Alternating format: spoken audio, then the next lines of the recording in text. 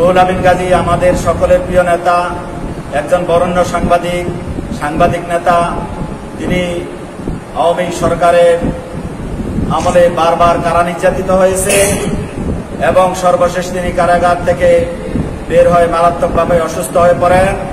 অবশেষে গতকাল সন্ধ্যায় অর্থাৎ রাত 9টার দিকে তিনি হাসপাতালে চিকিৎসাধীন অবস্থায়, ঢাকা বিআরবি হাসপাতালে চিকিৎসাধীন অবস্থায় ইন্তেকাল করেছেন। আমরা তার রুহের মাগফিরাত কামনা করছি এবং বিশেষভাবে রুহুল আমিন গাজী ভাইকে হারিয়ে আমরা একজন দেশবরেণ্য গুণী সাংবাদিককে হারাইলাম। তিনি ছিলেন একজন দেশপ্রেমিক মুক্তিযোদ্ধা, তিনি ছিলেন নিরহংকার নির্লোভ ব্যক্তি, তিনি চাঁদপুরের সর্বজন শ্রদ্ধ ব্যক্তি। আমরা তার আত্মার মাগফিরাত কামনা করছি। যে বীর মুক্তিযোদ্ধা গাজী রুহুল আমিন ভাই দেশবরেণ্য একজন সাংবাদিক, উনি একজন বুদ্ধিজীবী ছিলেন।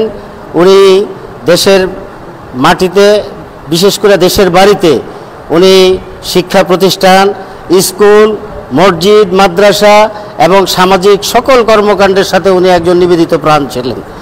উন্নয়নমূলক কাজের জন্য, দেশের মানুষের কল্যাণের জন্য, দেশের সামাজিক উন্নয়নের জন্য এবং দেশের ভারসাম্য রক্ষার জন্য, এলাকার শান্তির জন্য উনি সব সময় এলাকাবাসীর প্রতি একটা নজর রাখতেন। উনি নদী ভাঙ্গন রোধের জন্য